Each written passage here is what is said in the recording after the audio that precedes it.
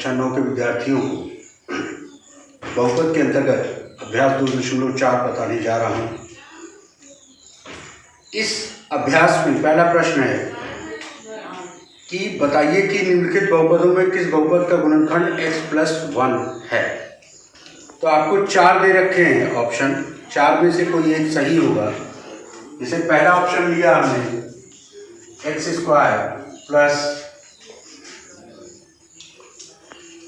x³ plus x² plus x+1।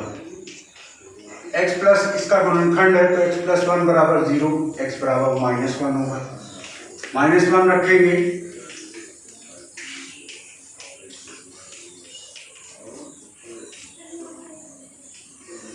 ये -1 आया, ये +1, ये -1, ये +1, तो ये कट कर कुल मिला के 0 हो गया। चूंकि शेष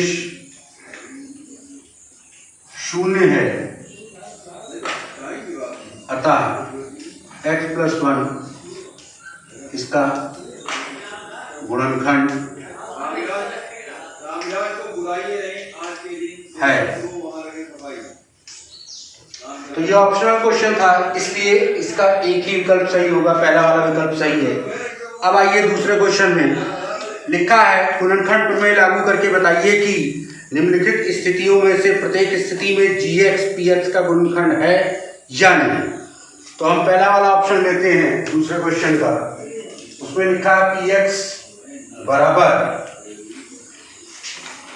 2x³ प्लस x² -2x -1 और gx हमको दे रखा है x+1। तो गुणनखंड प्रमेय की सहायता से करना है, इसलिए x+1 बराबर 0, x बराबर -1। तो p -1 यानी x की जगह -1 को पुट कर रहे हैं,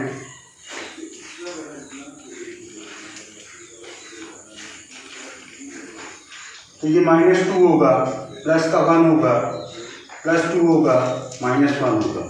2 से 2 कट गया, 1 से 1 कट गया, बराबर 0 आ गया।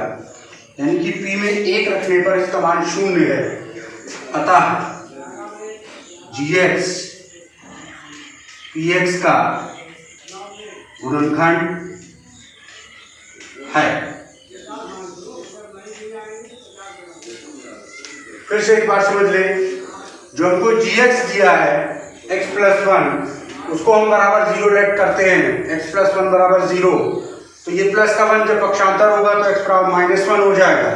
इसके बाद जो px हमको दे रखा था 2x³ प्लस x² -2x -1, यहाँ x की जगह माइनस पुट करेंगे -1, तो ये 2 × -1 का क्यूब होगा प्लस -1 का स्क्वायर होगा, -2 × -1 -1 का क्यूब -1 होता है, × 2 होगा तो -2 हो जाएगा, -1 का स्क्वायर +1 हो जाएगा और -2 × -1 +2 हो जाएगा -1। ये -2 +2 कट गए, +1 -1 कट गए, तो इसका शेष 0 आ गया। जब शेष 0 होता है तो जिसको हमने माना था बराबर 0 वो उस पद का गुणनखंड हो जाता है, यानी कि gx px का गुणनखंड है। तो इस तरह से इसमें आपको 3 ऑप्शन है, मतलब 3 खंड है, 3 खंड में से एक खंड मैंने बताया, 2 खंड आपको खुद करना है। तीसरे क्वेश्चन में आइए, k का मान ज्ञात कीजिए जबकि निम्नलिखित स्थितियों में प्रत्येक स्थिति में x-1 px का गुणनखंड है। तो तीसरे का पहला है px बराबर x² plus x plus k। उसने खुद कहा है कि x-1 इसका गुणनखंड है, तो हम लिखेंगे क्योंकि x-1 px का गुणनखंड है,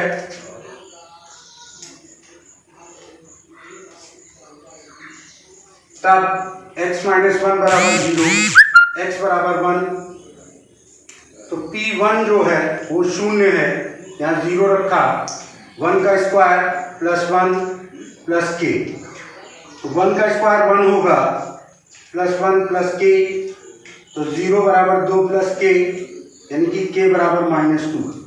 ये हमारा इसका सॉल्यूशन है। इस तरीके से इसमें आपके 4 गुणनखंड 4 ऑप्शन थे, 4 में से चौथा देख लीजिए।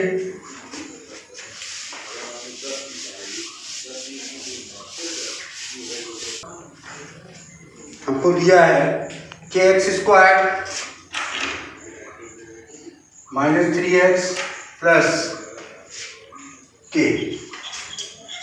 वही बात यहाँ x माइनस 1 px का गुणनखंड है।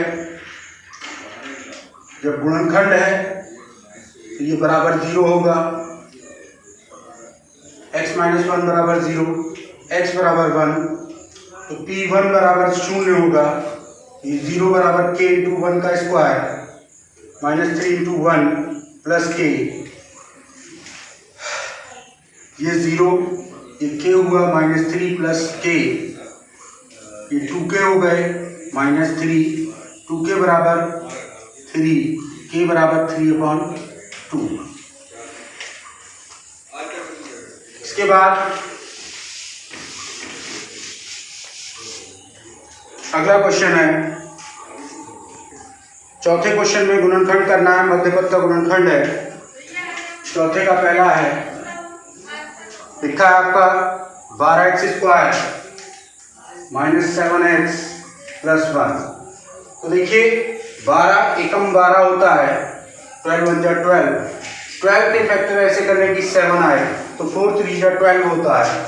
इसकी जगह हम 4x माइनस 3x प्लस 1 लिख सकते हैं। इन दोनों में 4x कॉमन किया तो 3x माइनस 1 माइनस प्लस का 1 कॉमन किया, माइनस का 1 कॉमन किया तो 3x प्लस का हो गया, ये माइनस 1 हो गया। ये 3x माइनस 1 हुआ एक कोष्टक में, दूसरे में 4x माइनस 1 हो गया।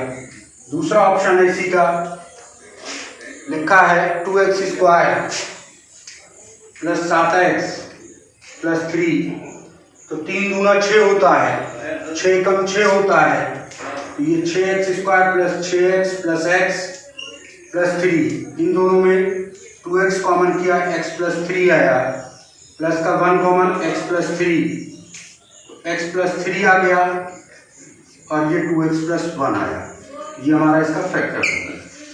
इसके बाद थर्ड ऑप्शन है, थर्ड में है 6x² प्लस 5x माइनस का 6, तो 6 छंग 36 होता है, 36 के टुकड़े बनाने 5 आए तो 9 चौक 36 होता है, प्लस का 9x माइनस का 4x माइनस 6, 3x कॉमन किया तो 2x प्लस 3 आया, माइनस का 2 कॉमन किया तो 2x प्लस 3 हो गया, ये 2x प्लस 3 और ये 3x माइनस 2। इसके बाद चौथा ऑप्शन है, चौथे में लिखा है 3x² माइनस x माइनस 4, तो 4 3 12 होता है, तो माइनस का 4x प्लस का 3x माइनस 4, x कॉमन किया तो 3x माइनस 4 हुआ, प्लस का 1 3x माइनस 4, 3x माइनस 4 और ये x प्लस 1, ये इसका गुणनखंड हो गया। आगे प्रश्न में और बताने जा रहा हूँ। क्या है, हमको गुणनखंड ज्ञात करने हैं। पहला खंड है x³ माइनस 2x²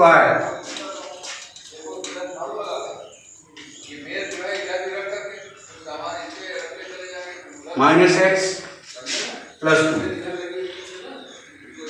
तो देखिए गुणनखंड प्रमेय जो मैं बार बार आपसे कह रहा था, या शेषफल प्रमेय,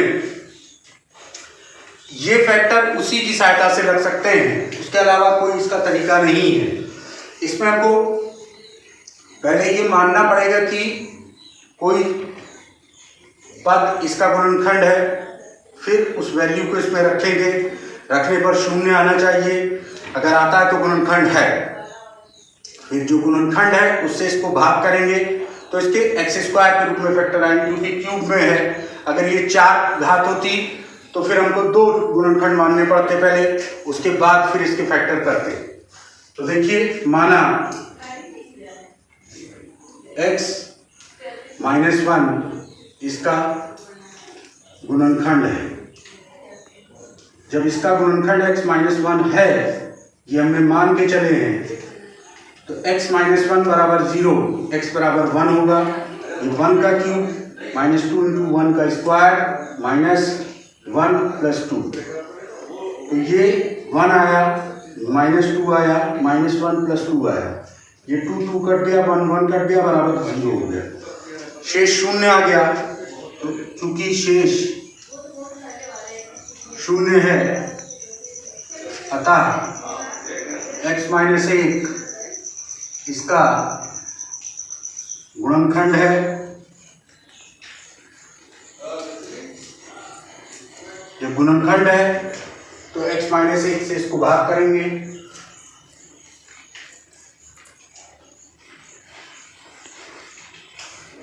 x स्क्वायर बार दिया, x क्यूब आया, माइनस का x स्क्वायर, ये प्लस ये माइनस, ये कट गया, माइनस का x स्क्वायर बचा, माइनस का x, माइनस x बार दिया, माइनस x स्क्वायर आया, प्लस का x हो गया, ये माइनस ये प्लस, माइनस 2x हुआ, प्लस का 2, तो माइनस 2 बार दिया, तो माइनस का 2x प्लस का 2 हो गया, ये माइनस ये प्लस कट गया। कहने का मतलब क्या हुआ कि x cube minus 2x square minus x plus 2 की जगह हम x minus 1 into x square minus x minus 2 लिख सकते हैं। अब इसके फैक्टर्स जब करेंगे तो ये x माइनस 1 और 2 एकम 2 माइनस का 2x प्लस का x माइनस का 2, x कॉमन किया, x माइनस 2 आया, प्लस का 1 कॉमन, x माइनस 2 आया, तो x माइनस 1, x माइनस 2 और x प्लस 1, यानी कि कंप्लीट इसके जो गुणनखंड आए वो ये है। ये हमने गुणनखंड प्रमेय की सहायता से लगाया है। फिर से आप लोग इसको एक बार समझ लें कि सबसे पहले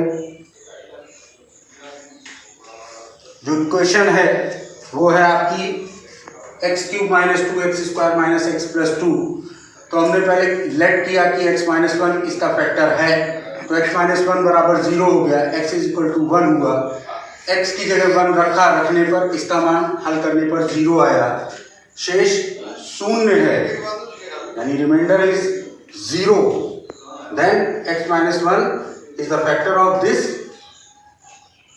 इक्वेशन। तब हम क्या करते हैं, x माइनस 1 से फिर इसको डिवाइड करते हैं, भाग किया, भाग करने पर ये हमको ये प्राप्त हुआ। ये प्राप्त होने का मतलब क्या है कि जो एल्गोरिथम नियम है उसके हिसाब से भाज्य इंटू भाजक बराबर भागफल प्लस शेषफल होता है, भाज्य बराबर भाजक इंटू भागफल प्लस शेषफल।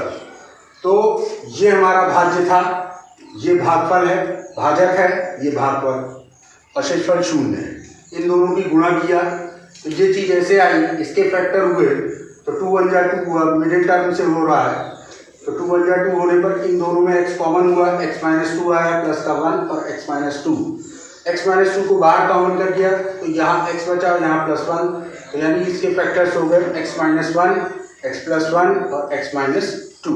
तो इस तरीके से इस खंड में आपको 4 क्वेश्चन है, 4 में से मैंने एक आपको बताया है। अगला क्वेश्चन आपको बताने जा रहा हूँ,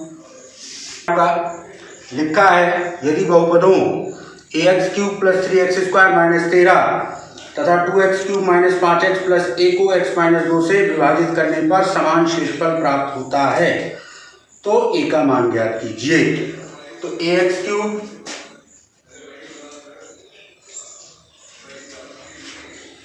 प्लस 3x स्क्वायर माइनस 13, इसको जब हम x माइनस 2 से भाग कर रहे हैं तो x माइनस 2 बराबर 0, यानी x बराबर 2, a इंटू 2 का घन 3 इंटू 2 का वर्ग माइनस 13,